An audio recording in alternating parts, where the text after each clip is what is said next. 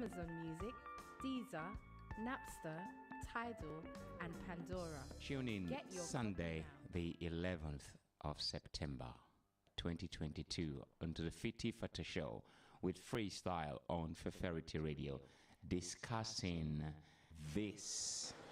I am promising all of you that lives in Mandeville, that on Monday when school returns, I will be taking all girl kids. I will be driving around and I will be taking your child. I will be taking all women and all girls because we need them for an experiment.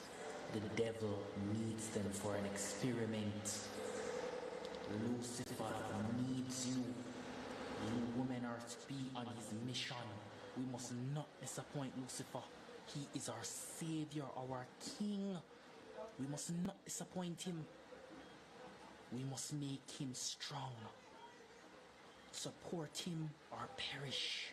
Do you think the young man is looking for attention? Do you think he really meant it? Or what do you make of the preacher man who is using the same threat, as in telling people they're going to hell? What's the difference between this young man, who I think is seeking attention, than the pastor or men of God who are telling people directly that they're going to hell? You're going to hell! Forever and ever. You're going to hell. Who, Pastor Jennings? You? Pastor Jennings, you talking to me? You pointing at yourself? Yeah, I'm talking to you then. Your mama going to hell. Go ahead. Hey, man, your mama going to hell. Your daddy going to hell. Your grandmama going to hell. Your grandmama's mama's going to hell. Your son, your daughter, amen, your little deacon, your son-in-law, your twin brother, amen, your in-laws are going to hell when they don't want to obey God. Join the conversation this Sunday, the 11th of September at 8 p.m. to 11 p.m. with Freestyle on Fairity Radio. You can even leave a message on +44 730 541 7668.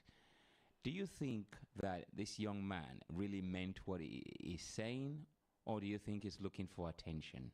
And if you think he meant it, then what is the difference between a man of God here, Pastor Jenny, saying that everyone is going to hell?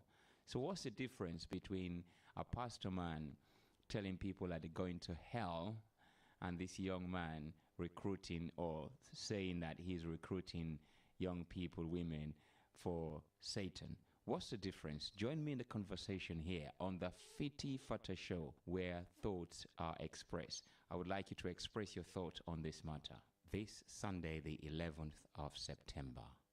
This is Freestyle, the presenter with an intricate personality who likes to have thoughtful, witty, and interesting conversation with various people from around the globe and from all walks of life. Stay tuned. With Freestyle, he will satisfy you with his eclectic selections of music to make you feel cheerful. It's your style, my style, Freestyle on Fairity Radio, your nostalgic station. Fairity Radio. You're on us.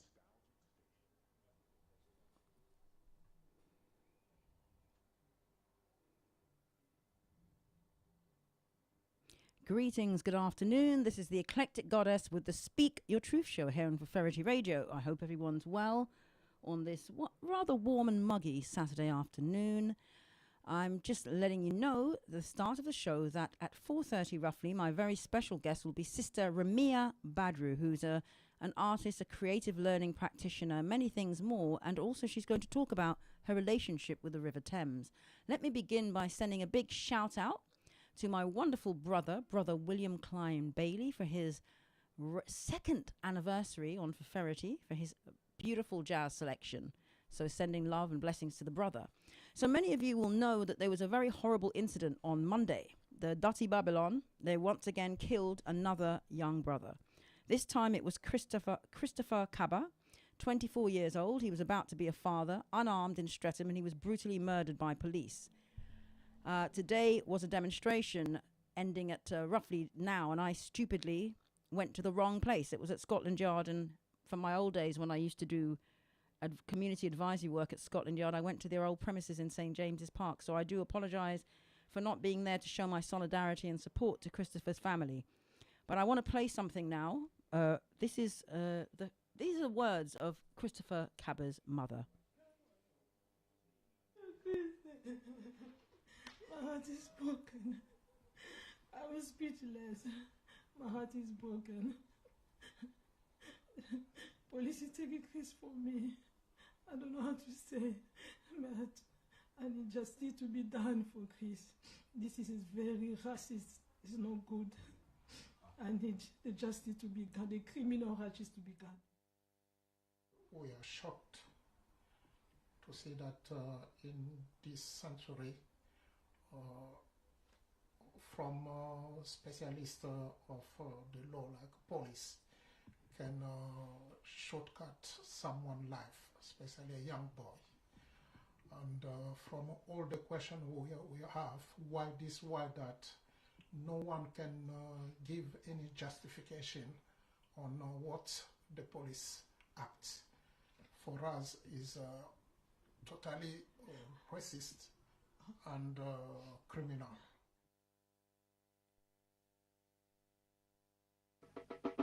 So, I see them lying there wait, standing at the gate. But yeah, I want my hand and I sing. You sing now, Lord. Murderer, blood is on your shoulder. Kill I today, you cannot kill I tomorrow. Murder, your inside must see Allah. How does it feel to take the life of another? Blood upon your shoulder. Kill me today, you cannot kill I tomorrow. Murder, your inside must see Allah. How does it feel to take a life? You can hide from man, but not your conscience. Who know you the bread that's around, take the wine of violence. Allow yourself to be conquered by the serpent. Why you disobey the first commandment? Walk through the valley, I fear no pestilence. That is my weakness, and him and me evidence. Lift up my eyes from whence cometh death. Them coulda never escape this your judgment. Murderer, blood upon your shoulder. Kill I today, you cannot kill I tomorrow. Murder, your inside must see Allah. How does it feel to take a life? I tell you no, all man are created equal. But behind the trigger, it's a different sequel. Some are murder people, just it and let me not stop coming dirty acts. Feel the eye official, you coulda watched your end till you can't watch no more. It is like an epidemic and you can't find a cure. Upper class you coulda rich, middle class whether you're poor. Only the righteous who won't feel insecure. You ever think about your skull getting bored? Murderer, blood upon your shoulder. Kill I today, you cannot kill I tomorrow. Murder, your inside must see Allah. How does it feel to take a life? Abducting sulfur bitters, no bitter like your head. Only God can help you. No family, no friend, no let the curse be upon your children. Children bend the ghost and round me shot. Daniel in the den, Jonah in the whale belly, but he never condemn. Job with the leprosy, but still reach heaven. He will do for you, and I will tell you done for them. Murderer, blood upon your shoulder. Kill I today, you cannot kill I tomorrow. Murder, your inside must see Allah. How does it feel to take a life? What's more, you hide from man, but not your conscience. Oh no, you're the bread that's around, the wine of violence. Allow yourself to be conquered by the serpent. What make you disobey the first commandment? Walk through the valley, I fear no pestilence. God of me weakness, and the wonder evidence. Lift up my eyes from whence cometh death. They coulda never escape this your judgment. Murderer, blood upon your shoulder. Kill I today, you cannot kill I tomorrow. Murder, your inside must see Allah. How does it feel to take a life? I tell you, all man are created it's a different sequel. Some a murder people. Just sit and let me not stop coming dirty acts. For the high official, you coulda wash. You ain't them thing you can't push no more. It's right about now, NWA quarters in full effect. Judge Dre residing. In the case of NWA versus the police department, prosecuting attorneys are MC Ren, Ice Cube, and Easy motherfucking E. Order, order, order. Ice Cube, take the motherfucking stand. Do you swear to tell the truth, the whole truth, and nothing but the truth, so help your black ass? You goddamn right. Well, won't you tell everybody what the fuck you gotta say? Fuck the police coming straight from the underground. A young nigga got it bad cause I'm brown. And not the other color, so police think they have the authority to kill a minority. Fuck that shit cause I ain't the one for a punk motherfucker with a badge and a gun to be beaten on. And thrown in jail, we can go toe to toe in the middle of a sale. Fucking with me cause I'm a teenager with a little bit of gold and a pager. Searching my car, looking for the product. Thinking every nigga is selling narcotics. You rather see me in the pen than me and Lorenzo rolling in a benzo. Be the police out of shape, and when I finish, bring the yellow tape to tape off the scene of the slaughter. Still getting swole up bread and water. I don't know if they fags or what. Search a nigga down and grabbing his nuts, and on the other hand, without a gun they can't get none. But don't let it be a black and a white one, cause they'll slam you down to the street top. Black police showing out for the white cop.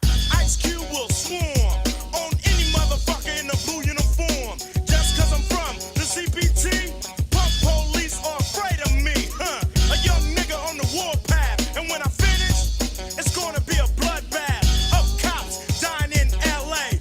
Yo, Dre, I got something to say. Fuck the police. Fuck the police. Fuck the police. Fuck the police. Example of scene one. Oh shit. Now what the fuck you pull me over for?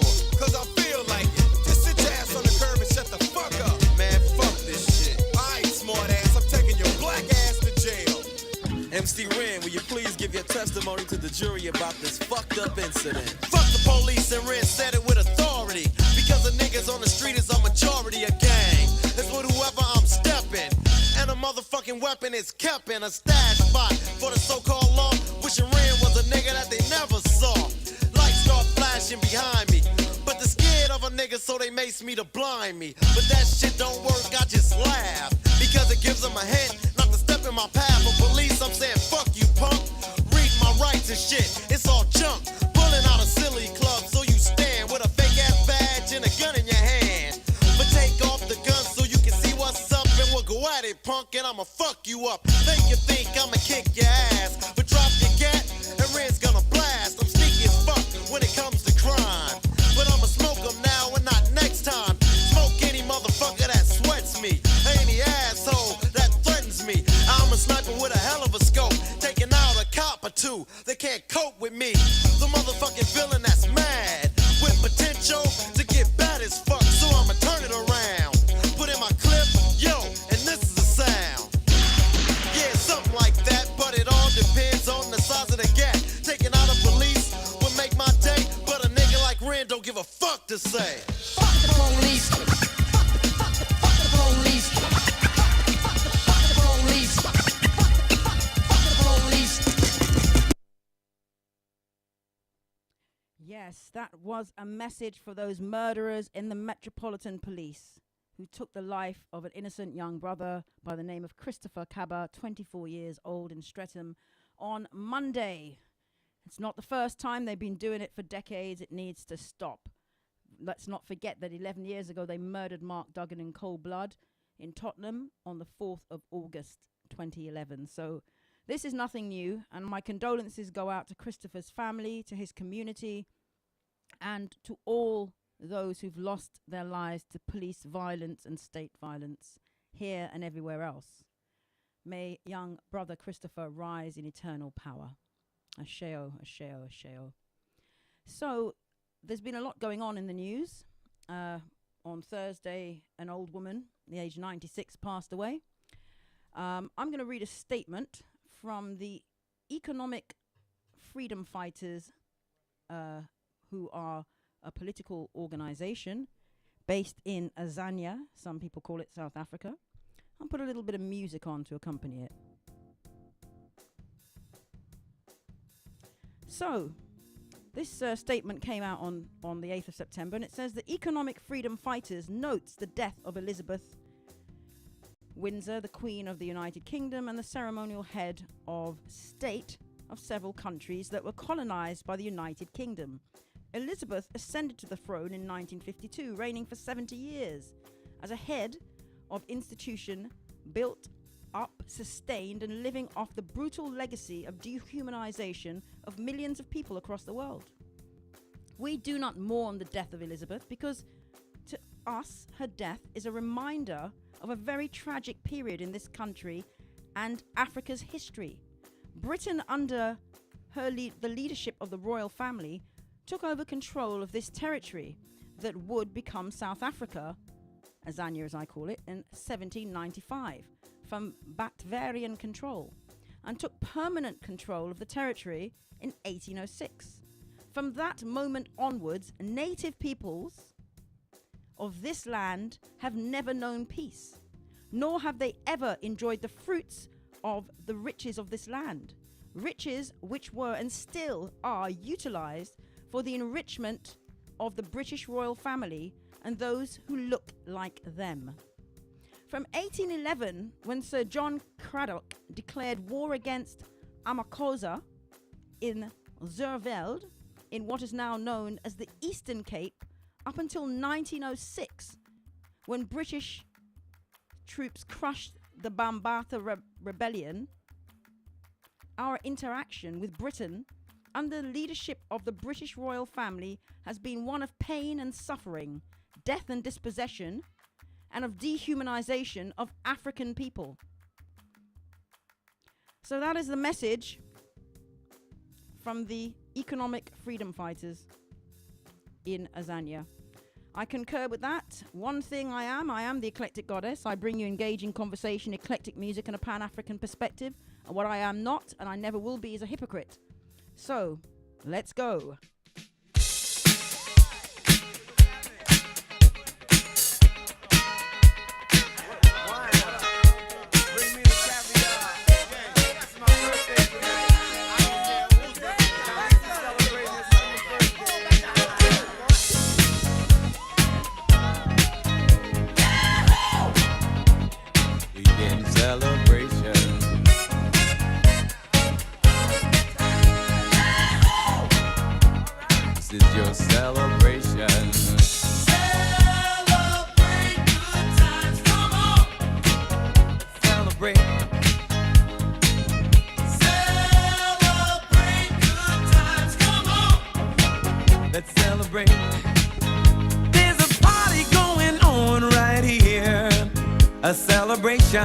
To last throughout the years. So bring your good times and your laughter too. We gon' celebrate your party with you. Come on now. Celebration. Let's all celebrate and have a good time. Celebration. We gon' celebrate and have a good time. It's time to come together. It's up to you. What's your pleasure? Everyone around the world, come on!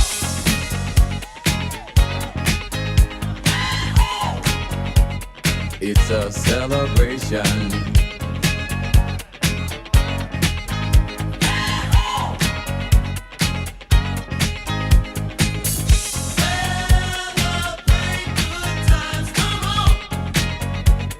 It's a celebration. Celebrate good times, come on. Let's celebrate. There's a party going on right here.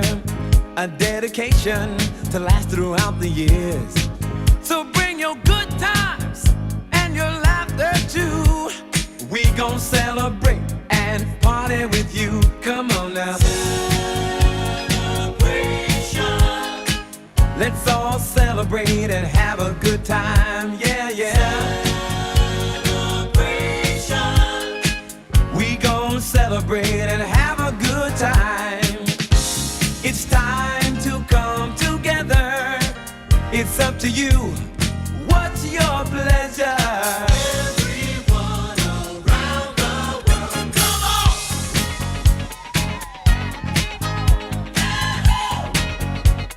It's a celebration.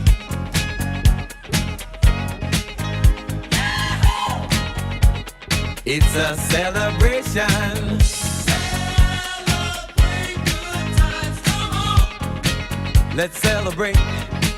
Come on now. Celebrate good times, come on. Let's celebrate. We're gonna have a good time tonight. Let's celebrate. It's alright. We're gonna have a good time tonight. Let's celebrate. It's alright. Baby. We're gonna have a good time tonight. Let's celebrate. It's alright. We're gonna have a good time tonight. Let's celebrate. It's alright.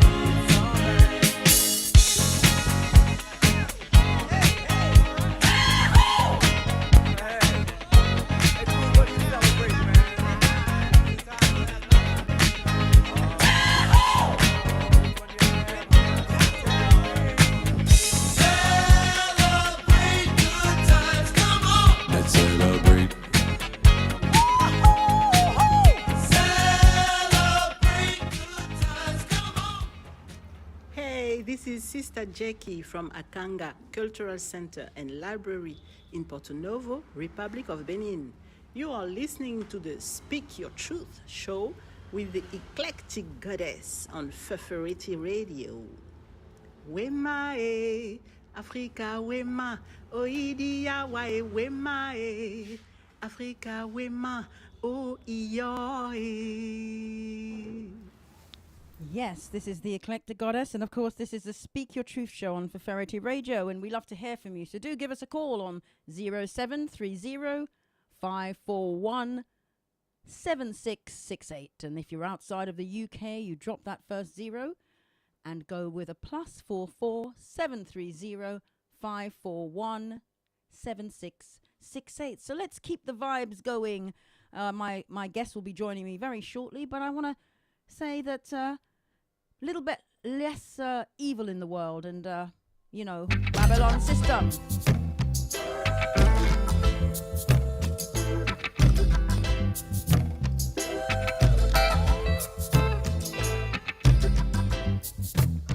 We refuse to be what you wanted us to be. We are what we are. That's the way it's going to be. If you don't know, you can't educate us for no equal opportunity. Talking about my freedom, people freedom and liberty. Yeah, we've been trodden on the wine press much too long. Rebel, rebel, yes, we've been trodden on the wine press much too long. Rebel, rebel. Babylon system is the vampire.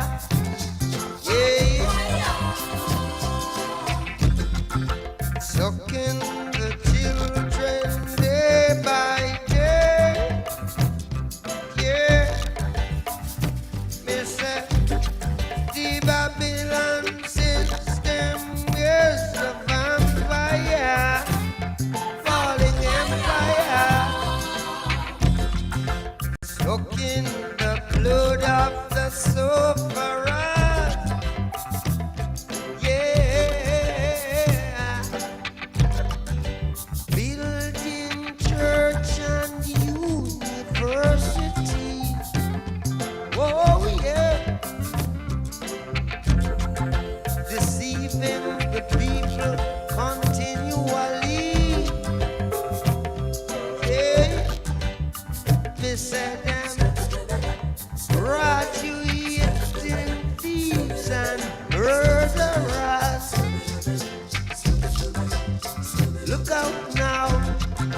They're sucking the blood of the sufferers.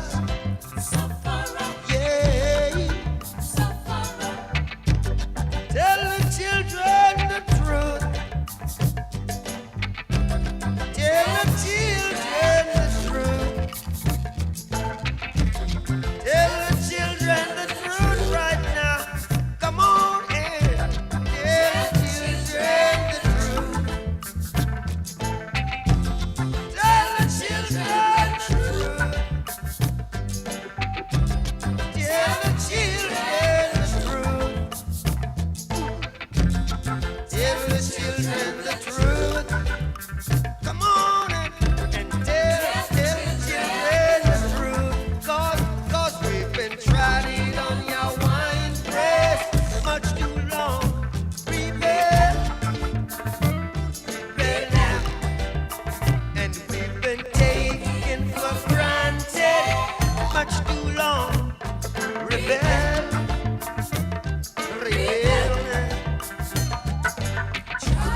Tried it on your wine press. Got to rebel, y'all. We've been trying it on the wine press much too long. Yeah. From the very day we left the shores of our father's land, we've been trampled on.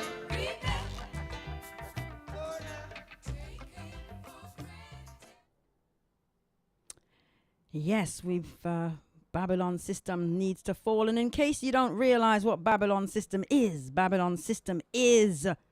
the British monarchy. It is everything that it represents. It must fall. It's a vampire. But I have on the phone my very special guest who's about to join me. And before I have her on, I just wanted to mention the statement that I read out from the economic freedom fighters in Azania can be found on their website in full at efffonline.org. So, my sister, are you there? I am indeed, Sister Isis. Thank you very much for inviting me onto your show this afternoon. Thank you so much for coming on. The honor is truly mine. So would you like to introduce yourself? I did a brief introduction, but it always sounds better when it comes from the guests themselves. Thank you very much. My name is Ramilya, and I'm an artist. I'm a creative learning practitioner, and I'm also a walker. My work is very eclectic, and I have really recently, I think over the last couple of years, really got into walking, but I've always been a walker. And over time, I've realized that my creative expression is intrinsically tied with the river. With regards to my creative learning practitioner work, it's a mixture of tutoring and some teaching. And I've also undertaken workshops in museums and galleries, which I can talk about a bit later on. My artistry also includes a bit of textiles, drawing, illustration, and photography, and sewing work as well. So that's really, how I would define myself at this moment in time. Wonderful. And how long have you been an arts creative practitioner? I mean, it sounds fabulous, all the things you're doing. Thank you. Well, I actually qualified as a teacher. I've been doing kind of creative learning based work for about 25 years on and off. But I found that I actually prefer to work in other institutions apart from schools and colleges, etc. I've had that experience. I'm kind of shifting more out of that space, much more into community spaces and working with different kinds of artists and museums. So it's been quite a while. And has most of your work been here in the UK and in London, or have you been more international, more nationwide? Most of my work actually has been in London, although I studied outside of London. But yes, I think as my vision is becoming more open, I would like to explore different places. And when I have worked in other parts of the UK as well. So, for example, I've worked at Arnold Feeney in Bristol. I've also worked in the Midlands as well. But predominantly, I am London-based at the moment. Okay, and so I met you through a brother, Ras Cosine, who's been a guest That's on the right. show. And we actually met at a workshop where we were looking at doing something around fashion and around, what would you say? Well, upcycling and customizing and that sort of thing. So, I mean, in terms of, before we go on to talk about the work that you're doing around the walking, which is really fascinating, what about the kind of that side of things? Are you still engaged in that? Are you looking to do more of it? Because it's really interesting. I know you created something very, very beautiful through that workshop. Oh, yes. I mean, I've always been really passionate about upcycling before it became a thing. And the same with customizing as well. So yes, I'm still doing that work. I also knit and I collect wool from charity shops, and I make things as well. Yes, I remember you saying that's again another really original, authentic piece of work. Thank you.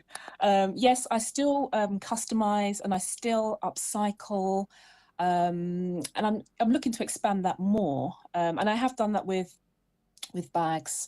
For example, I'll take an item of clothing, I'll deconstruct it, then reconstruct it into something else. I've always been very passionate about recycling, and I know that fashion as an industry is responsible for a lot of the pollution issues that we see today, but also in terms of production and the carbon footprint as it's been described.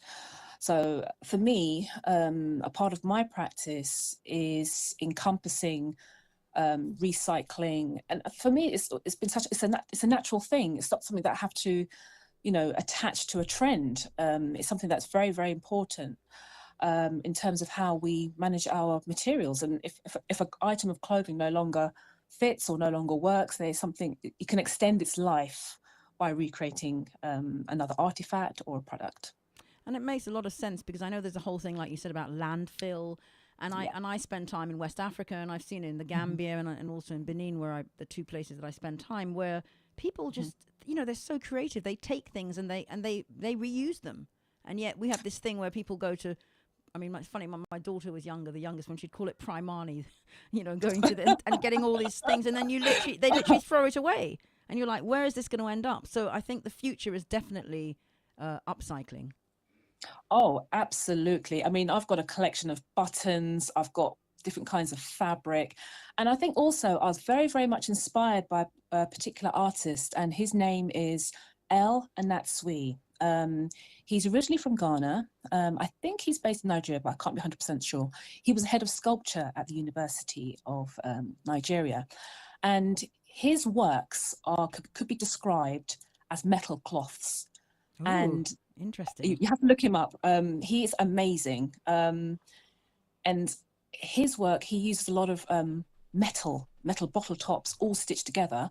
And the whole community is involved in creating these works, and they look like fabric when they're hung up. Oh, I think I've heard of it. Could you repeat his name for our listeners, please? Yes, in case and I'll spell it. As please, well. So yes. L-E-L. E-R. And Natsui is A-N-A-T-S-U-I. There you go. So listeners, do check out this brother. Sounds fantastic. Check him out. And also, he's got quite a few contemporaries who follow the same ethos. But what I love about his work, it is truly global, because these pieces of metal have been in the West at some point, sent to Africa, then used, Coca-Cola, whatever the product might be. The bottle tops have been collected, recycled, reclaimed, and made into a spectacular artwork. And I think on some level, the West was quite slow to pick up on the kind of intrinsic worth and quality and standard and excellence and the holistic aspect of his work. And now you can see his work in the British Museum. The October Gallery are amazing, because they actually they represent him here. But if you get a chance to look at his work and read his ethos, because one thing that really stood out to me from his work was sometimes you have to look and use what you have where you are. So instead of spending, lots of established artists will spend a lot of money in buying metal, for example. And one of his messages is about using what you have on your own doorstep and be creative with that. So he's used wood in his earlier works, well, from trees that have fallen, and created these amazing sculptures. So if you do get a chance, listeners, is what I like, have a look at his work. And I found him really inspirational, because it's not just about materials, there's a narrative there within the work as well. You know, he looks at his ancestry, he looks at environmental issues, he looks at social issues. It's holistic, and it's all embodied in his work. Wonderful. So, listeners, you've just been given some very good information from Sister Ramilya. And so, Sister, tell me now about this walking and this journey and the connection with the Thames. Because I know we're going to talk a bit more about some of your other art later and your practice, but I'm obviously really keen to know about what's happening. And also, there's an upcoming film I'm sure that you'll want to mention as well, or documentary. Absolutely. So I've always been a walker since childhood. I've always found a way to relieve stress, and it wasn't even a conscious act necessarily. It's just, for me, it was like, I have to get out of this space. I need to have space. So walking has been a part of me for the longest time. But I would say that in recent years, I mean, I've moved around a lot around the UK, and I've always found various spots around the river quite relaxing. That was a starting point. I never really thought of it more than that. If I'm feeling really stressed, or I've got things I need to think through and I need some space, I will head straight to the river. So I have lived a lot around Southeast London, and I had quite a quick access. And I remember the first time I was living near Woolwich, and I was living in this house. It was always noisy and chaotic, and I'm a person who needs peace. I need peace and quiet so that I can reflect, I can think. And I've always got a notebook and pen in my pocket. So one time I thought, you know what, I'm going to go and explore a part of the Thames that I don't know very well. So this must have been about sort of 15 years ago. And I thought, right, let me just go for a walk. So I started walking, then I realized that there's a shift in my mindset, a shift in my vibration, and everything else would tune out. And I would feel completely different. I was able to allow the water to speak to me, the energy of the space to speak to me, and almost like a walking meditation. Now, I'm not one to really sit still with my legs crossed and everything like that for meditation, but for me, an active meditation was a really, really good and positive way for my well-being. So I started to do that, and then I thought, oh, let me go a little bit further. And a particular moment of significance in terms of bringing my photography in started to occur. So I started to photograph parts of the river that were changing. And this also tunes in with my interest in how the river is shaped, reshaped, redeveloped, parts that have been knocked down and cleared, what happens to buildings, what happens to people who may have resided on a particular site one day and gone the next, but also in terms of change that happens so quickly. And I think it's happening even faster now. So getting back to my point, the river is also subject to the gentrification and the development that's going on.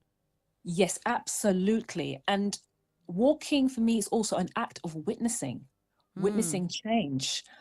So it felt so holistic. So as time has gone on, I've realized through my own reflections that this is a multi-layered narrative. On the surface, it's beautiful. I can find peace there, you know, the scent of it, the changing color, the way the light reflects on it, but I go deeper. I see it as a meditation. I really resonate with that, I have to say, sister, because you know what you said about the kind of moving meditation really works, because I've always found just sitting still in a room with my legs crossed not very helpful. But like yourself, I just love to walk, even cycling. I love it, just moving, but just like you said, in your own space with your own thoughts and not having it interrupted so much by others. Absolutely, but also just traffic, sirens, people. I think it's such an important act, practice.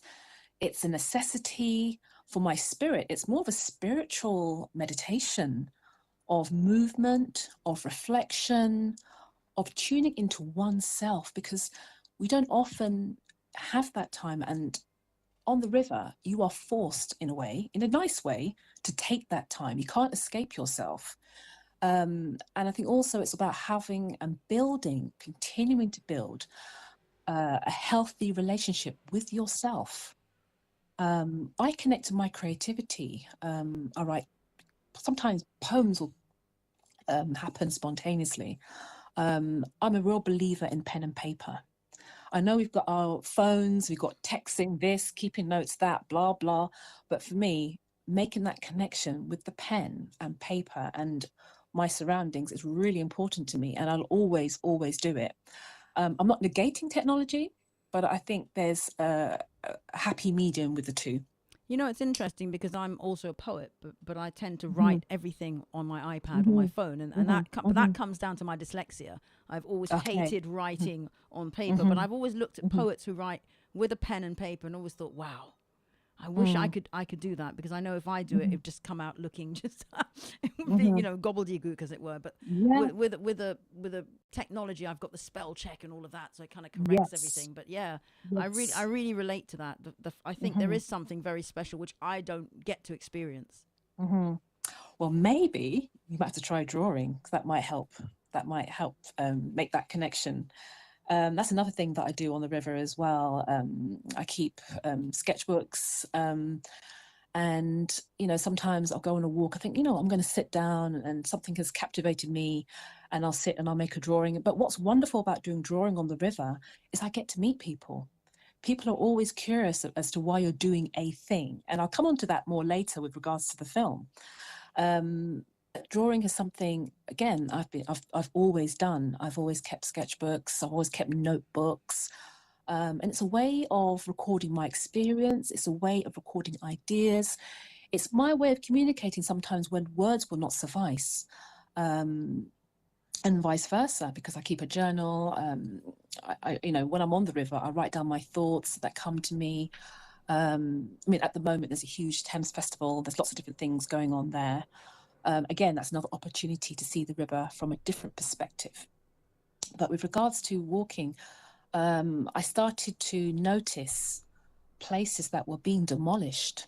I started to notice places that were being gentrified. I also experienced where some places access was cut off with no notice, no warning, had to find other routes to keep to the river path.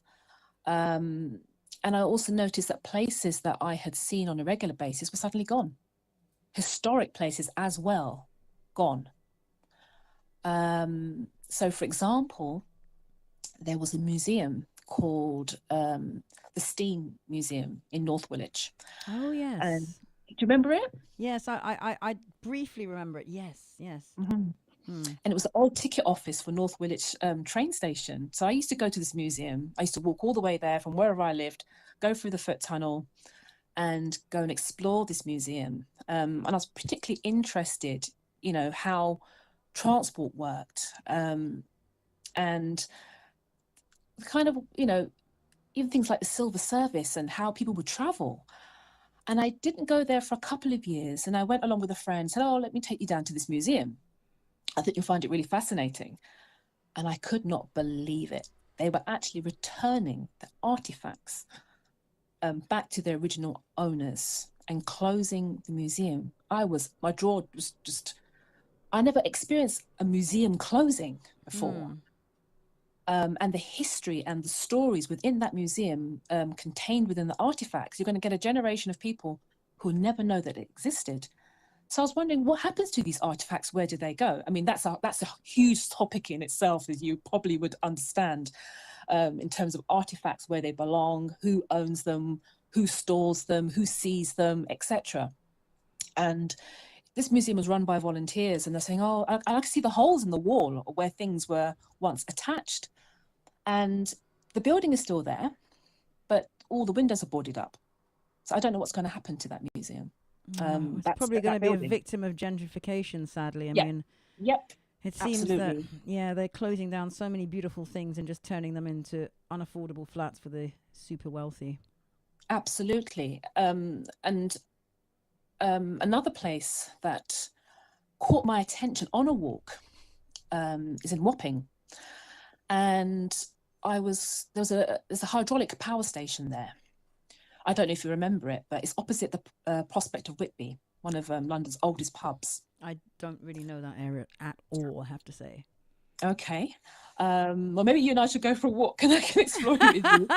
You want to see Shadwell and Wapping. But anyway, this building was a hydraulic power station, and there was an architect whose name I can't recall at the moment, who actually was looking for a building that she can turn into a community space, a gallery, etc. So she bought this building. Unfortunately, she's no longer with us, but she was very forward-thinking. And she had some amazing artists and designers exhibiting their work there.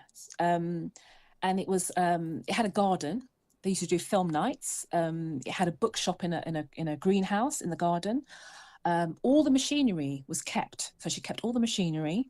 There was a restaurant. There was a cafe. It was open all the time. I used to go there every weekend. It was beautiful because I love industrial heritage.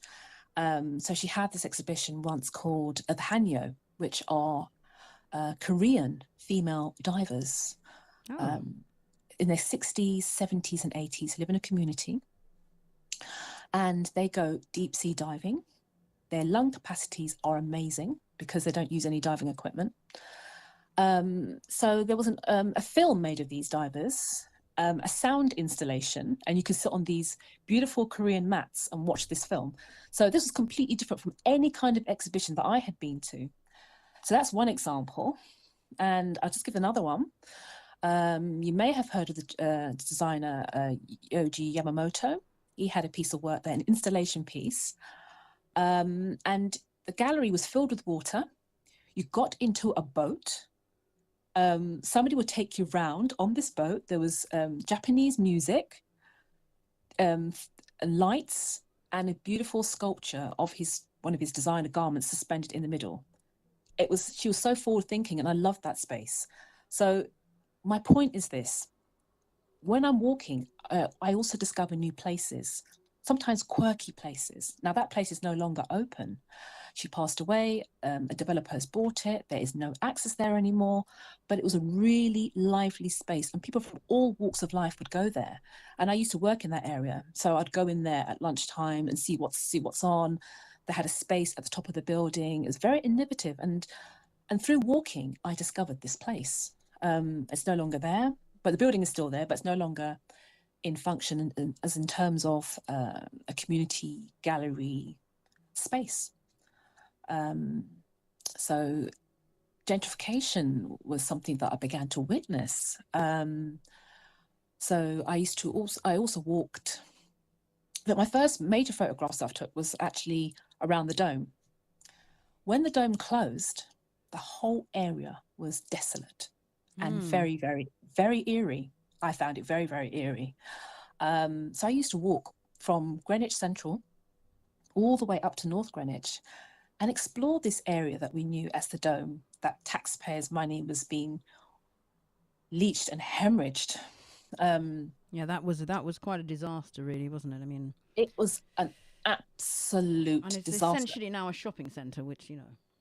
Yeah, it is essentially that. But what I found even more shocking was prior to the Dome being built, when they had the kind of consultation about the different zones, other artists from the community weren't invited to express and to shape that space. They had this kind of weird sort of corporate, I can't even find the words to describe it. It was just awful. And it was totally an antithesis to what it should have been about, and embracing everybody.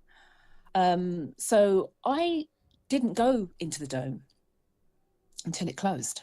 And I noticed the amount of land that was no longer in use. I noticed the buildings, little ticket offices, etc., that were not used. And it was just me on my own and crows. That was it. Wow. I saw the occasional security guard, but very, very rarely. And so I photographed that area. all the way up to there's a few industrial bits along that part of the river, churning out concrete, aggregate industry, etc. And that whole stretch was basically derelict. And I stood there thinking to myself, this is such a huge waste, especially when so many people need somewhere to live.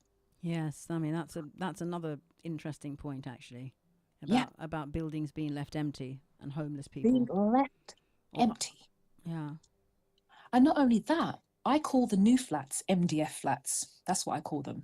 So MDF is a kind of board that is made of compressed wood waste all glued together. It looks a bit like plywood, but you might have heard it on these kind of like home renovation programs, etc.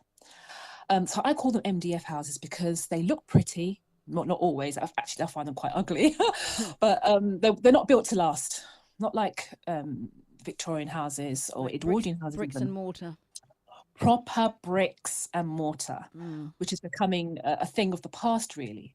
So, but I've witnessed the kind of velocity of these new builds. Yes, I have as well. And I have to say, living where I do within the shadow of Grenfell Tower, I'm Yes, always concerned yes. because a lot of it is cladding and Yes. very cheap materials.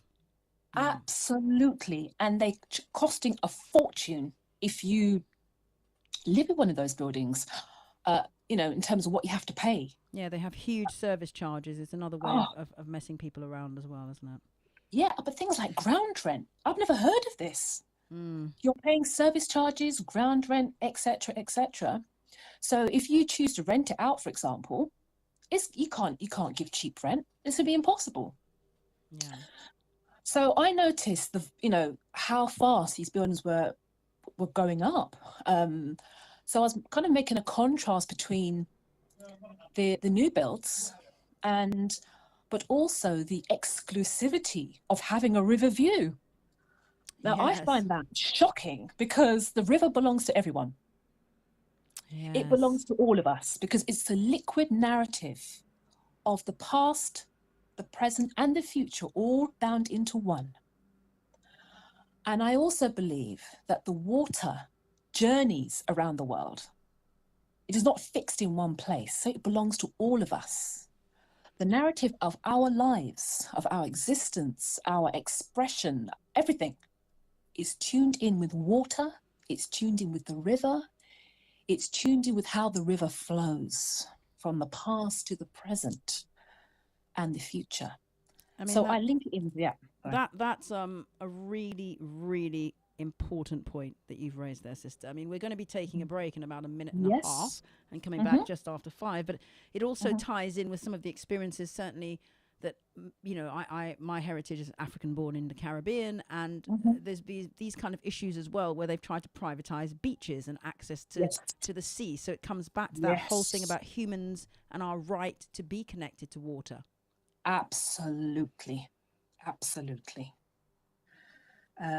Yes, I think the issue is international, global, because the water goes around the globe, so it affects all of us. And they do say the next war is going to be about water, because that's one of the scarcities at the moment. That's one of the biggest threats that we face is the disappearance of water, and it's all tied in with the climate crisis. And so I think, really interesting points that you've raised. Really interesting. So listeners, we have the wonderful sister Ramilya, who is a walker and an artist, and she's going to continue talking with us and sharing her experiences and her thoughts around her connection with water, in particular the River Thames, and also a bit more about some of your art as well. Yes, indeed. So we are going to be taking a break in 20 seconds, and we'll be, you've got about 4 minutes or so, 3 or 4 minutes to grab yourself something to drink. And stay tuned to Ferferity Radio. And of course, this is the Eclectic Goddess. And this is the Speak Your Truth show, bringing you engaging conversation, eclectic music, and a Pan-African perspective. So keep it locked.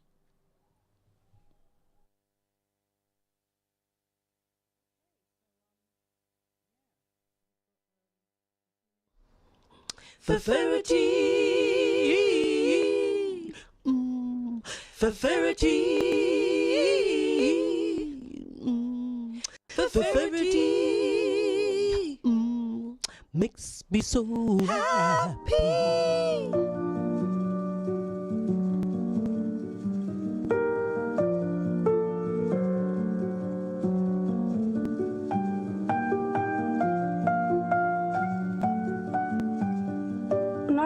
2022 is not a year on which I shall look back with undiluted pleasure. In the words of one of my more sympathetic correspondents, it has turned out to be an annus horribilis. In that old maxim, moderation in all things. I sometimes wonder how future generations will judge the events of this tumultuous year.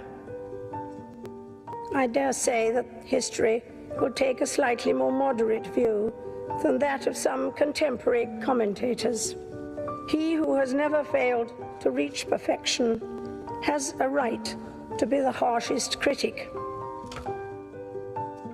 There can be no doubt, of course, that criticism is good for people and institutions that are part of public life. No institution, city, monarchy, whatever, should expect to be free from the scrutiny of those who give it their loyalty and support, not to mention those who don't. But we are all part of the same fabric of our national society, and that scrutiny by one part of another can be just as effective if it is made with a touch of gentleness, good humor, and understanding. This sort of questioning can also act, and it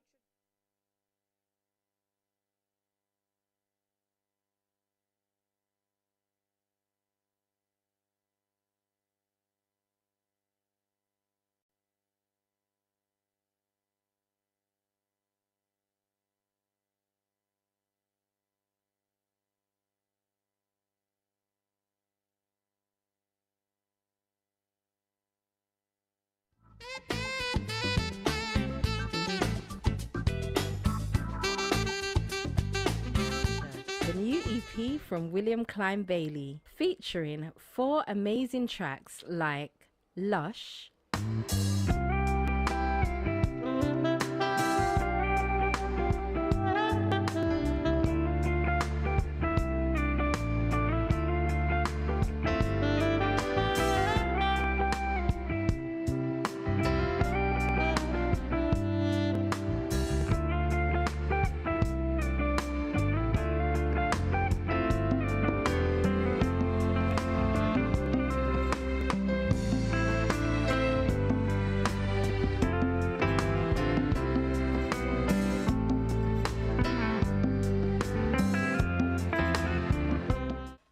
Rapture,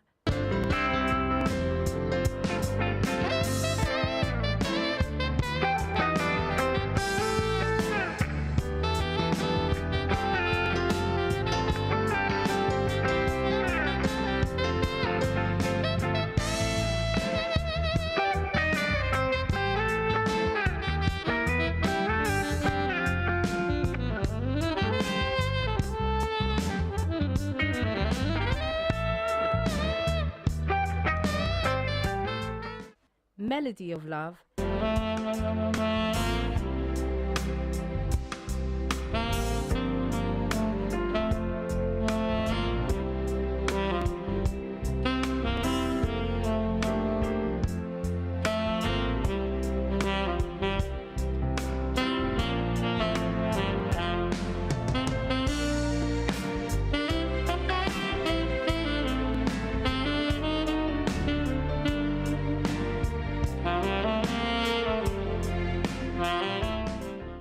and Mellow Moods.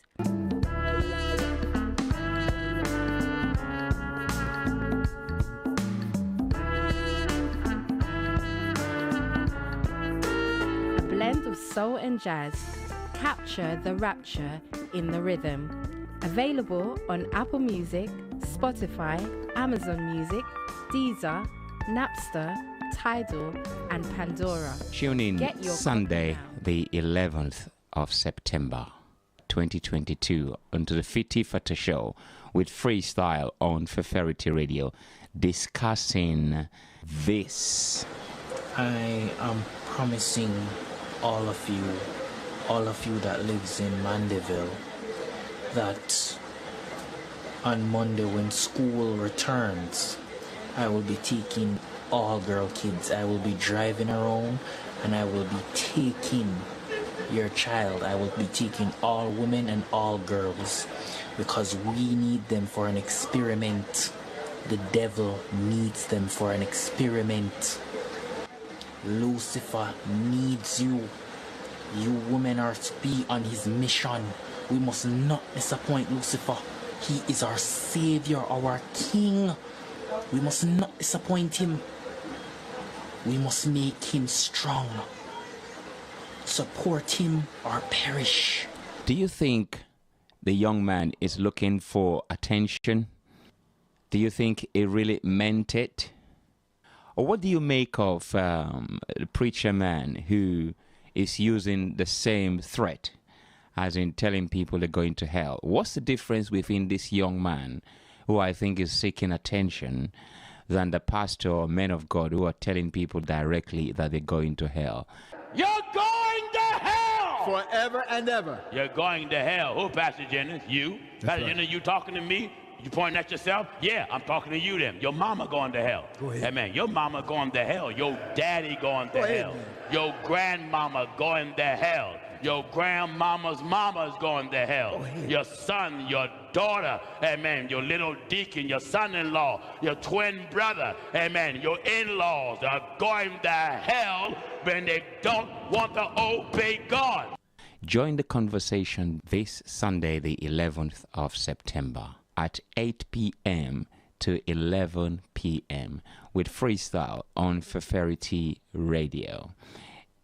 You can even leave a message on +44 730-541-7668.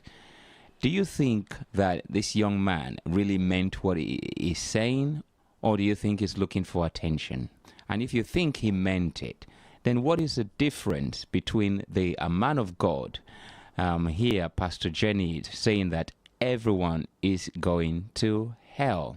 So what's the difference between a pastor man telling people that they're going to hell and this young man recruiting or saying that he's recruiting young people, women, for Satan? What's the difference? Join me in the conversation here on the Fitty Fata Show, where thoughts are expressed. I would like you to express your thought on this matter this Sunday, the 11th of September.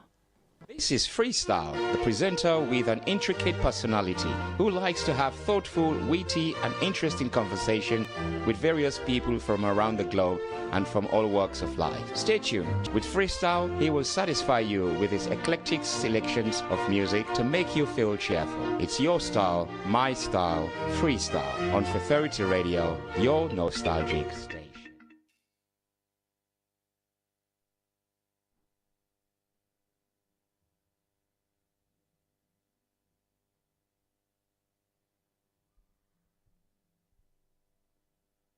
Greetings. Yes, this is the Eclectic Goddess with the Speak Your Truth show, and I have on my line my very special guest, Sister Ramilya.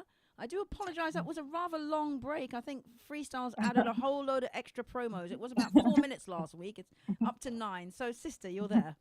I am here. Thank you. Good to be back. Yes, good to have you. So we were talking about your relationship with the river and your relationship with, and also more widely, the human connection and relationship with water. And what that means about having access to water, be it you spoke about the river, I mentioned the sea. So would you like to continue your feelings about that and how that plays out? Yeah, absolutely. So when I have walked along the river, obviously we talked about gentrification and access to water. I also, what came into my mind is it's not just about the humans, it's about also the wildlife is there as well. The River Thames apparently has been described now as the cleanest as it ever has been. Not so sure about that. Where seals have been witnessed. There's a seahorse colony apparently, but it's kept. It's secret. Nobody, apparently only a few people know where the seahorse colony is. The seahorses. Seahorses. There's a seahorse colony. Oh wow! I mean, I heard about a whale. There was a sad case of a whale being in the river. Yes. Some years ago. I didn't know about seahorses. Yeah, a mudlarker told me that there was a seahorse colony somewhere along the Thames, but I don't have privilege for that information as terms of location. And also, seals have been seen up towards near the Thamesmead area, a bit further out there. Cormorants, swans. So it's holistic in terms of how we depend on water. Not just for leisure, but for trade. That's another whole story, but also for nature and wildlife, really. Well, I think also if I'm correct in thinking, practically every civilization has been created within very close distance of a river. Yes. So that, I mean, London as we know it now, I mean, it's huge, but it was Londinium, obviously founded by the Romans, and it was founded by the river, because access to the river. And it's the same in France, or in Paris rather, I should say, and it's the same in Germany and around many of the rivers, places that I've traveled in the world, and I've seen the same history about humans starting off their, building up civilizations around a river. Absolutely. I mean, London wouldn't be London without it. And I think as well that with the river flowing, it's also water within us as human beings.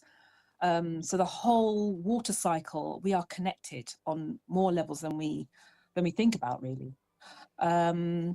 So with regards to the flow of the river and my connection with it, my artwork is actually multifaceted.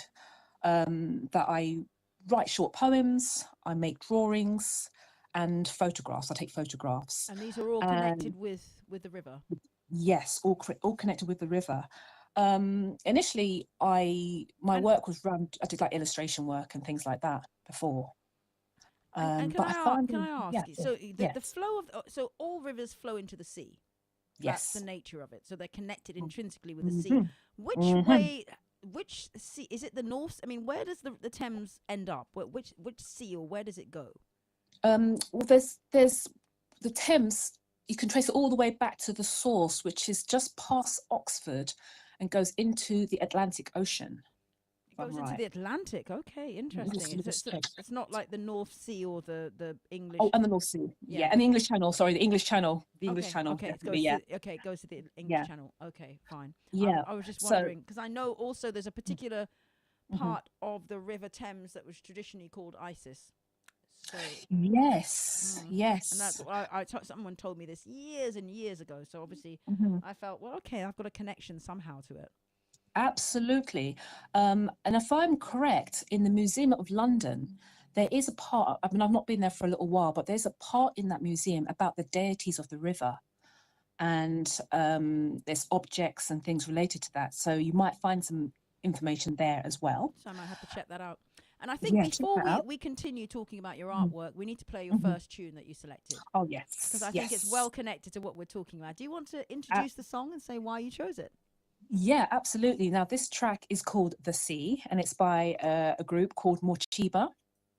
And I love this track because it is, whenever I need a little break, I head for the sea. I'm usually quite spontaneous. And again, it connects with my passion and interest with the water and the river flowing out towards the sea, but also our experience of the sea in terms of, escaping from the city and the knowing that we have to return. Wonderful. Let's play this track. Enjoy.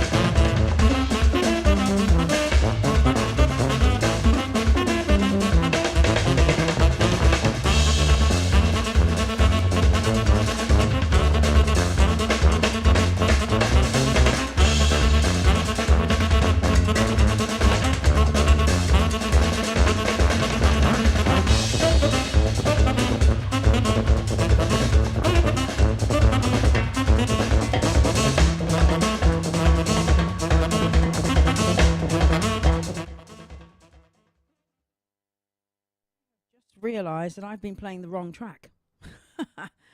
So rewind. Let's start that again.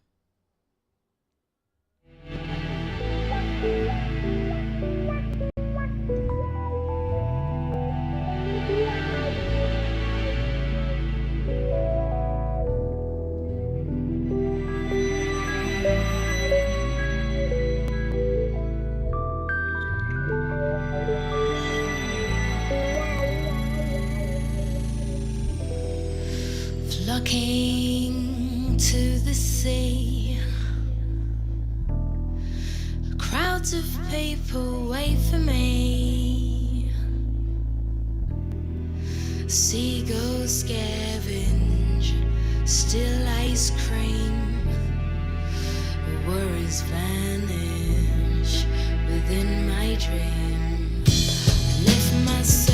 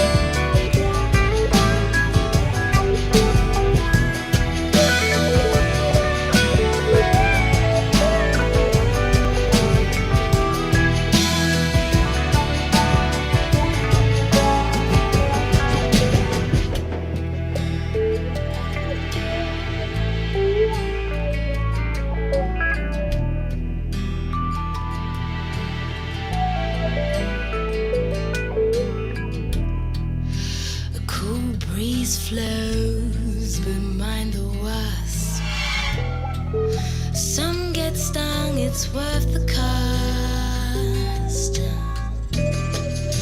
I'd love to stay. The city calls me home. More hassles, fuss and lies on the phone. Left my soul there, down by the sea. I lost control here, living free. I left my soul there, down by the sea. I lost control here,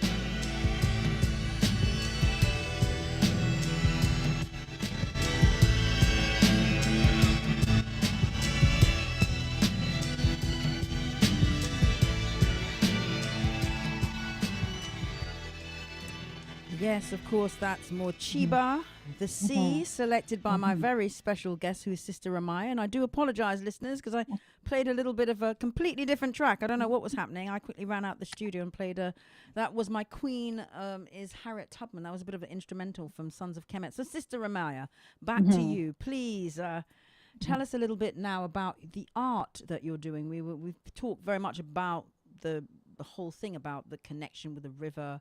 The rambling, is it? River Rambler, you're technically called? That's my Instagram handle, Ramilya River Rambler. And how that inspires you, how it's a form of meditation.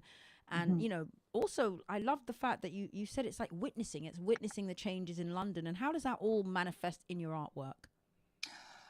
So the first thing, I tend to do a lot of drawing. So sometimes I'll specifically go to a space and sit down and make an observational drawing and speak to people as they pass by. I've met some really interesting characters, from ex-dockers to sailors to people who actually worked in Docklands. So I'm particularly passionate about Docklands. So I make drawings, and as aforementioned, I make photographs as well, and I have captions with those photographs. I'm currently going through my archive, because my focus at some stage will be to put an exhibition of my photographs of how the river has changed.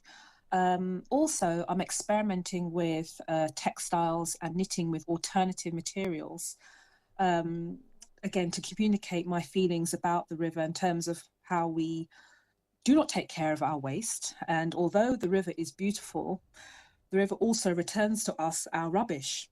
And sometimes those bits of rubbish, plastic and etc. So we're constantly reminded about our relationship with the river. I mean, we've got mudlarking, which is a huge thing now. People finding sort of historical narrative fragments, as I like to describe it, that comes in on the tide, and that leads to even more stories about the river's past and London's past, actually. So people are walking along the river and looking for pieces of various things. It could be anything, metal, wood, glass, and they then take it away and examine it and determine where it comes from and what its history is connected to London and maybe further afield.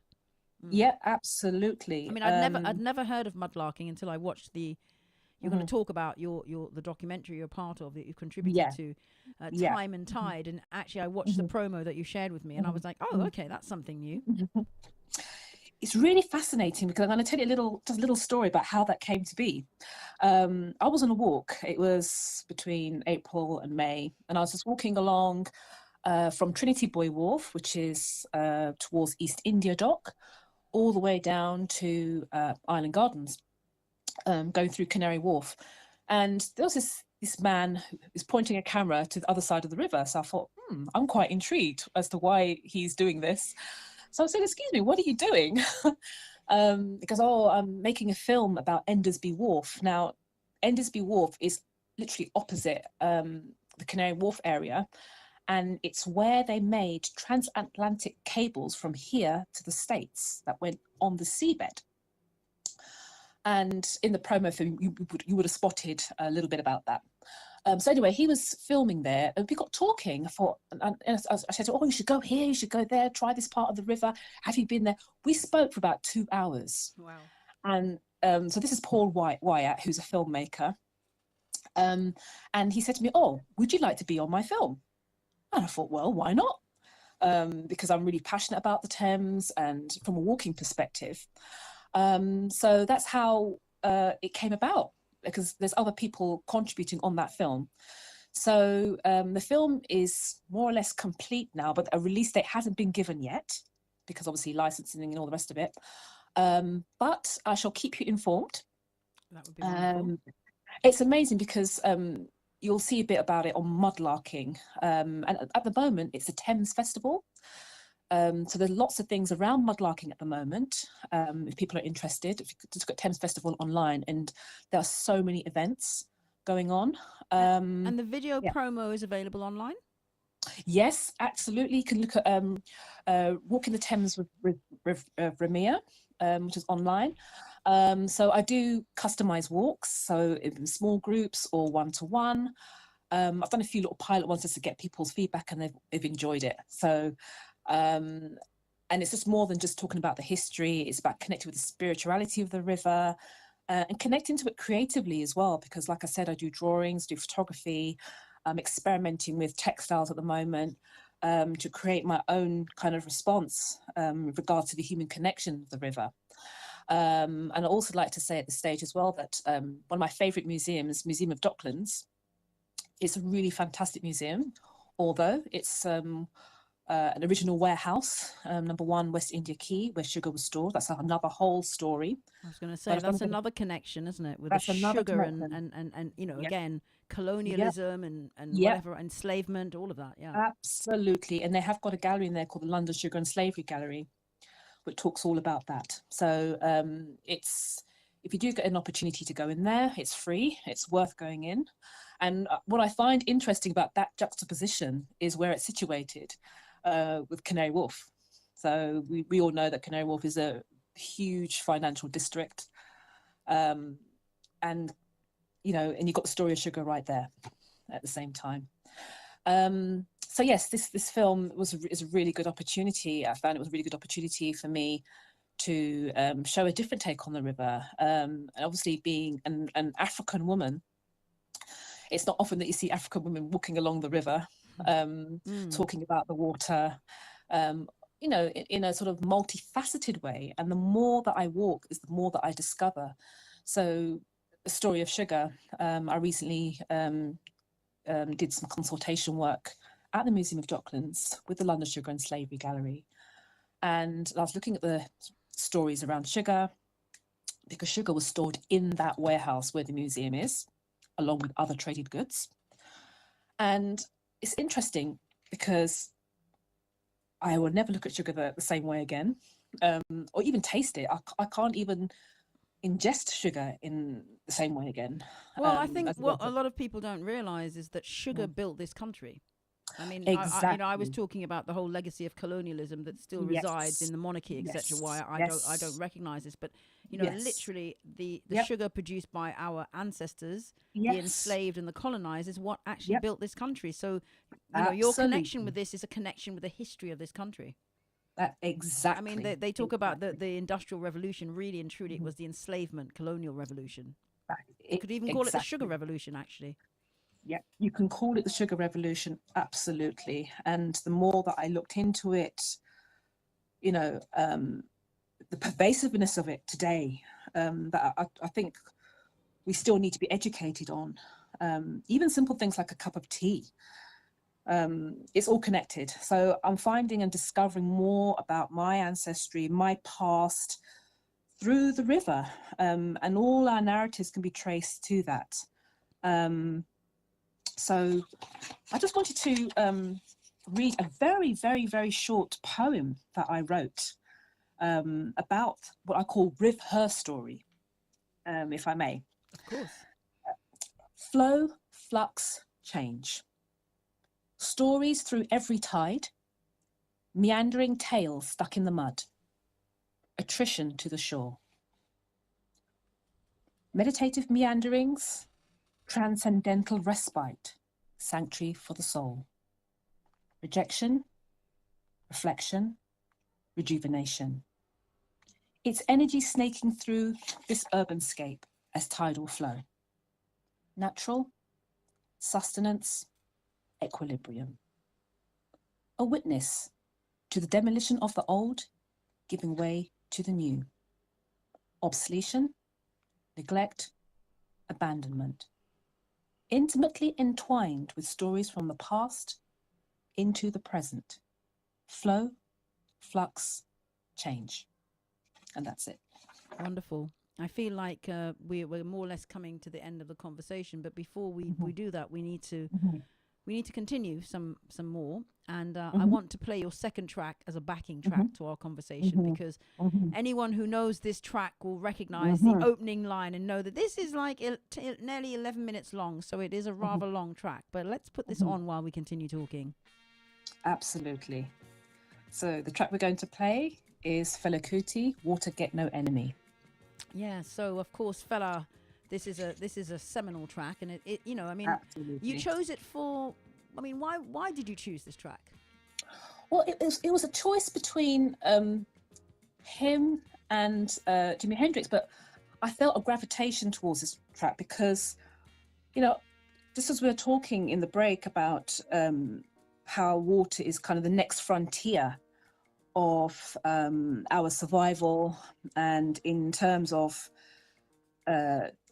obviously the connection between what's happening now on a climatic level, on a global level, and water has always been an area of attrition, but we're going to feel that even more now with climate change.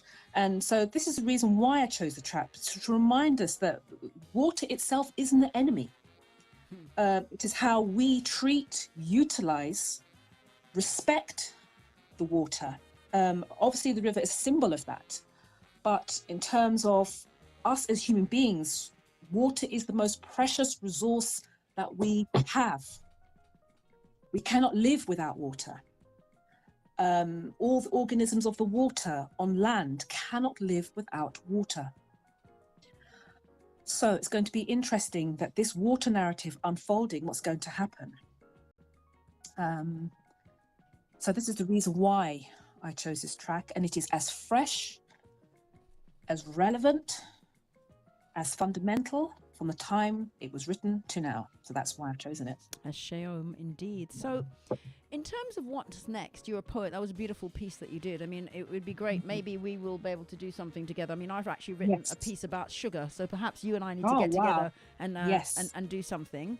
Yes, absolutely. And, absolutely. A couple of but you know, your photography, your the illustrations, all of the work that you're doing. Well, where to next? Where can what do you want? Well, what are you going to focus on, and where can people find your work or your projects or your workshops? If they contact me on Instagram, because I haven't put a huge amount on there just yet. I've got my sketchbooks and I'm editing my photographs at the moment. So I'm going to exhibit them at some stage. But they can follow me on Ramilya River Rambler, which is spelled REMIIYA. RIVERAMBLER. That's my Instagram handle. So if people want to go on walks with me, they can contact me through that. So what I'm doing at the moment is I'm editing photographs. So I've literally got hundreds. So and just to work out how I'm going to get those printed, because I'm a bit old school. My photographs are taken on an old Nikon camera. Wow, that's from a museum these days, isn't it?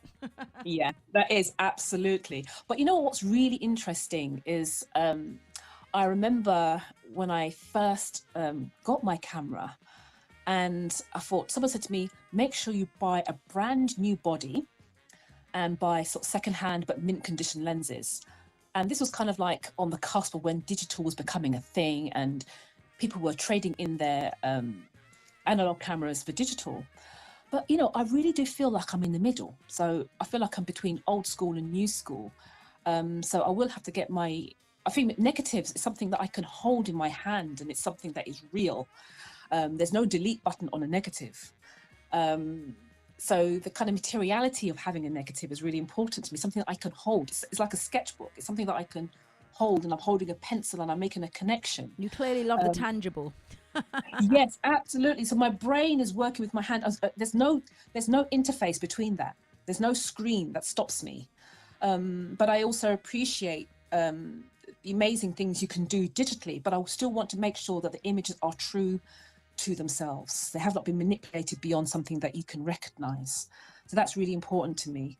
And also I've started to sort of write my ideas down. I'm going to start a blog soon on my river adventures. So I've started writing lots of bits and pieces, and doing some experimental stuff with photography as well, and cyanotypes to capture those stories. So there's a whole lots of different things going on. Wonderful. Yeah. Well, look, thank you so much. Thank For you. sharing your journey with us, your love of the river, your love of water. It's absolutely fantastic, and I really hope that we can do something together in the future again. Oh, absolutely. I look forward to it. Yeah, I mean, so also just for our listeners, if you want to go and join Sister Romero on a river ramble, do you need your wellies? Oh, well, we will be walking on the shore because you have to have a license, a permit to do mudlarking because of the nature of the mud. But I have got footpaths. Right. So okay. There's a whole network of paths really close to the comfortable water. shoes, but you don't have to worry about being up to your knees in mud. You don't have to worry. As long as you've got really comfortable footwear, you have some rain mac, just in case it chucks it down. But I've been quite lucky, actually. I've not been caught in any torrents. But you never know, right? The weather changes like a flash of lightning. So yes, as long as you've got comfortable footwear and you have something to eat, a snack and something to drink, and you're just nice and comfortable, really. That's the most important thing. Wonderful. Well, look, thank you so much, sister. Mm-hmm. Have an absolutely wonderful weekend, and I look forward to us staying in touch. So yes, absolutely. This has been Sister Romero, and I'm going to just put this volume up a little bit. You're most welcome. It's been an absolute pleasure. Thank you.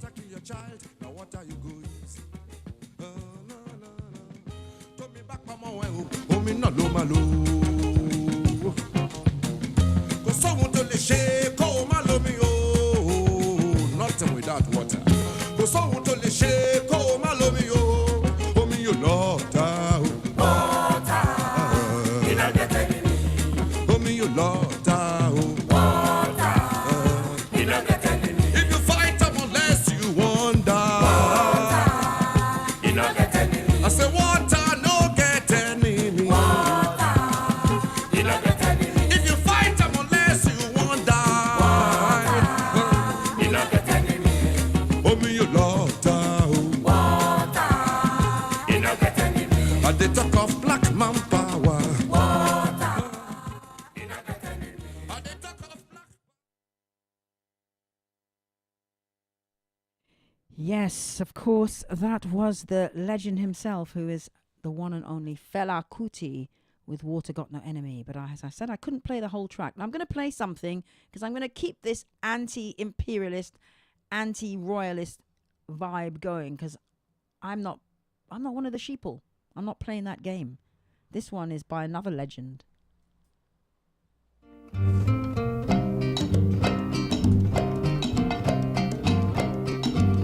When the white men first came here from over the seas, he looked and he said, "This is God's own country."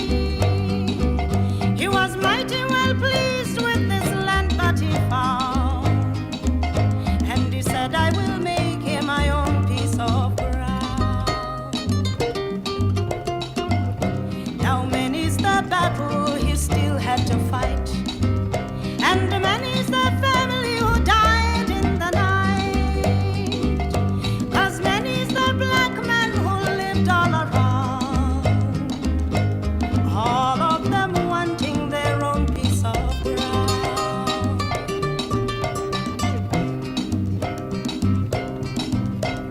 Then one fine day in 1883, gold was discovered in good quantity.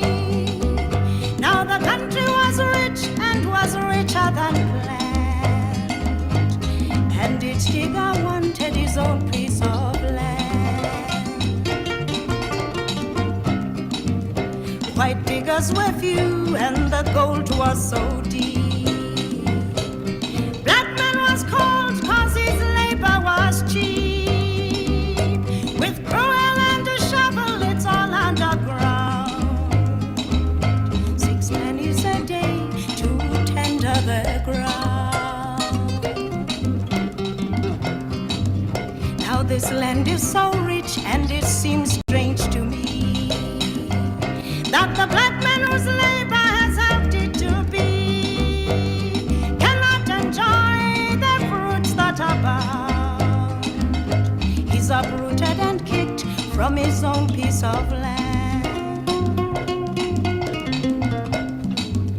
Why some people say, "Now don't you worry, we'll get you a nice piece of reserved territory, but I'll give my love that 10 million can be found." on a miserable 30% of the ground. Yes, some people say, no, don't you worry. You can always find jobs in the white man's city, but don't stay too long and don't stay too deep, for you're bound to disturb the white man in his sleep.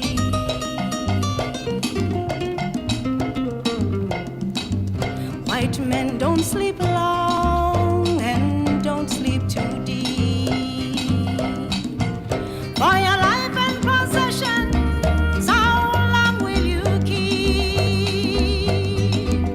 'Cause I've had a rumor that's running around, for the black man's demanding his own piece of ground, his own piece of ground, his own piece of ground. Yes, of course, we are still demanding our land back. We're still demanding the return of our artifacts, our gold, our jewels, our diamonds. We still need reparatory justice, reparations. We're nearly coming to the end of the show. We've got about 16 minutes left before the studio will be taken over by the man himself, Mr. Freestyle, your style, my style, and everybody's style, with his Vinyl Saturdays. And he will have a very special guest. No, it's a soul. Sorry, it will be soul and many, many more different types of tunes shortly, 6 o'clock. And what sounds really exciting to me is Freestyle's show tomorrow. He's doing the Fitty Fatta show. And he's going to be talking about, you might have heard the promo, a man of Satan or a man of God joining the conversation. So make sure you're tuned for Ferrity Radio. And I want to let people know that my amazing brother, Babalawo Ifaleke Anyandalapo, otherwise known as Kevin Haynes, of Kevin Haynes Grupa Elegua, will be launching his EP. The EP is called Egbe Alaragbo, and it will be live at Acklam Village, which is on Acklam Road, just off Portobello Road, W105TY. So that's next Saturday, the 17th of September, 8:30 to 11 p.m. It's live at the Acklam Village, and it's Kevin Haynes, Grupo Elegua, launch of the EP Egbe Alaragbo. Now, if you want tickets, you can get them on Eventbrite, and you just go Eventbrite, www.eventbrite.co, and then it's /e/Kevin-Haynes-Grupo, which is GRUPO Elegua ELEGUA -EP launch, and it should come up. You can also get information on his own website, which is Kevin Haynes Grupo Elegua.bandcamp.com/music, and also you can get promo information on YouTube. There will be a full version released. Just type in Grupo Elegua. Tickets are £12 on the door, but we advise you to get your tickets in advance because he's inviting a very special guest artist to perform with him, who is the one and only Paul Weller. He will be performing live with his band, and he's also performing a track that him and Awo, short for Babalawo, as I would call him, Awo Ifaleke, Kevin Haynes, has written. So that should be fantastic. He also has some amazing artists who will be joining him, including the young Jazz Lions Moses Boyd. They've got Daniel Casimir and Senegalese kora player Dibel Siesco. I'm not sure how to pronounce that, but I apologize, my terrible pronunciation. So please get your way down next Saturday evening to Acklam Village, and you will be able to experience the incredible talent that is Kevin Haynes Grupa Elegua. So I'm going to play another track. I'm going to keep that energy going because, we got to keep doing it. Got to keep doing it. Son of the morning, I'm gonna chase you out of earth.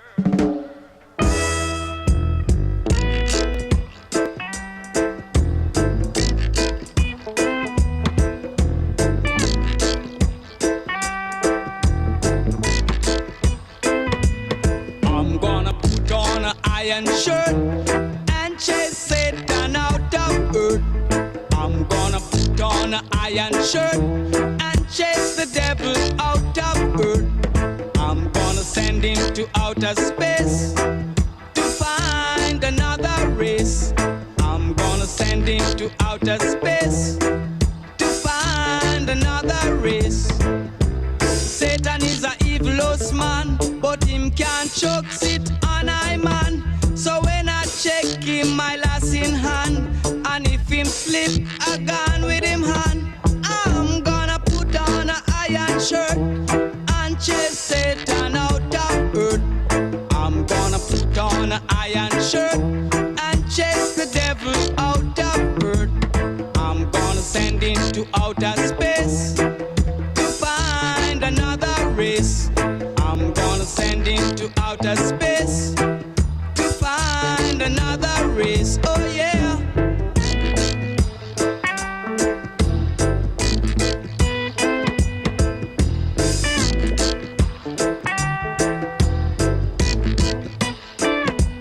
Him have to drop him fork and run. Him can't stand up to judge a son. Him have to left ya with him gun. Dig off with him bomb. I'm gonna put on an iron shirt and chase Satan out of earth. I'm gonna put on an iron shirt and chase the devil out of earth. I'm gonna send him to outer space to find another race. I'm gonna send him to outer space to find another race. Satan is a evilous man, but him can't choke sit on I man. So when I check him, I lass in hand, and if him slip, I gone with him hand. I'm gonna put on an iron shirt and chase Satan out of earth. I'm gonna put on an iron shirt and chase the devil out of earth. I'm gonna send him to outer space to find another race. I'm gonna send him to outer space to find another race. One less devil in the place.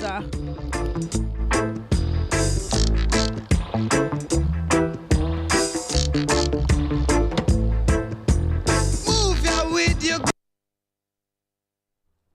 Yes, and we know who that's for. Let's play another one.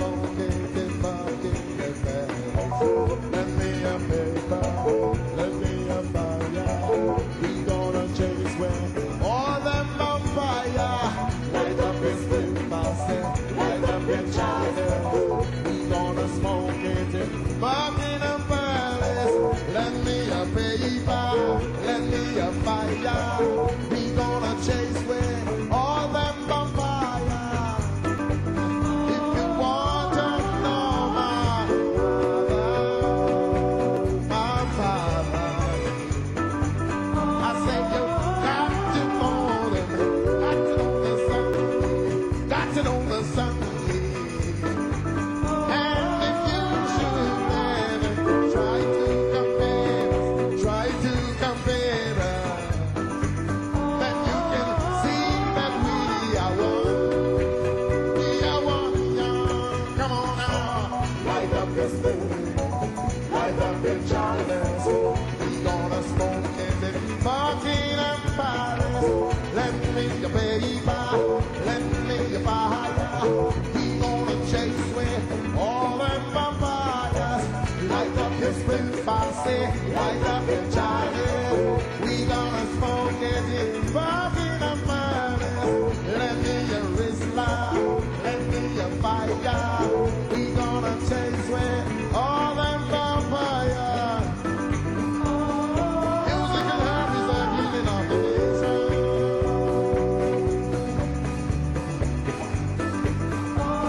Sent from Jah, whom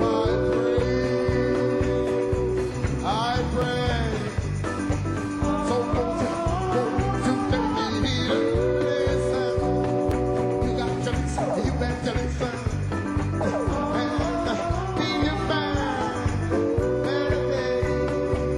Better days, light up the spring, light up the spring.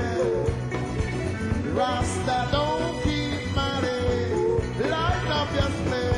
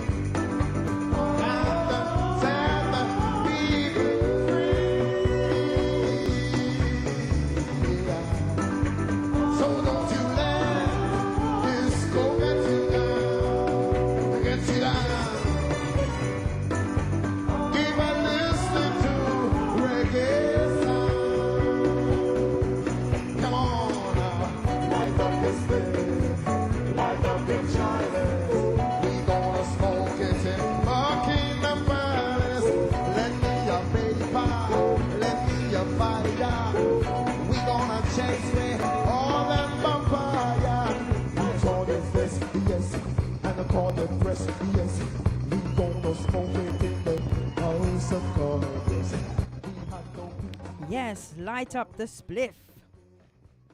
Light the fire. We go chase away all the vampires. Yes, this has been the Eclectic Goddess with the Speak Your Truth show. We got a couple of minutes left before the studio will be taken over by the man himself. So this one goes out to all the true queens, the African queens, like my glorious, illustrious, beautiful, wonderful sister queen, Chenzera, Senator Dr. Chenzera, on her Earth Strong. It's a bit belated, but happy Earth Strong birthday, queen. And to all the wonderful African queens out there, the real queens. None of this fake European business.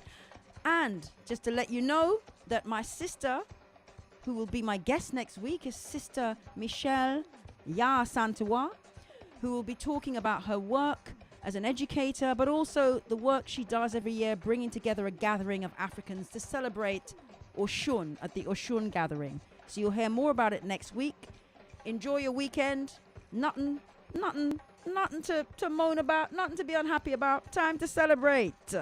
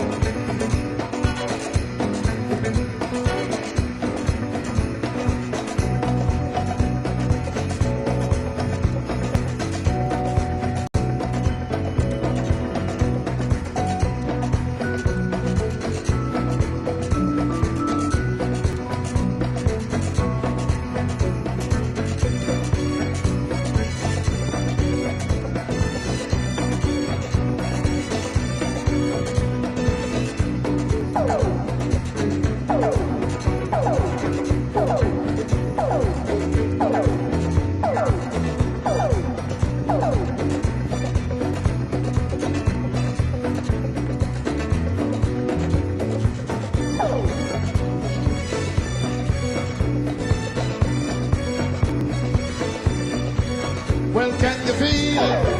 Hey, can you feel it? Did you feel it? Did you feel the still? Can you feel it? Can you feel it? Did you feel the music?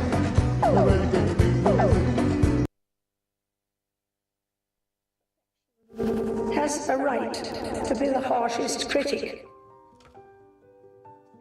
There can be no doubt, of course, that criticism is good for people and institutions that are part of public life. No institution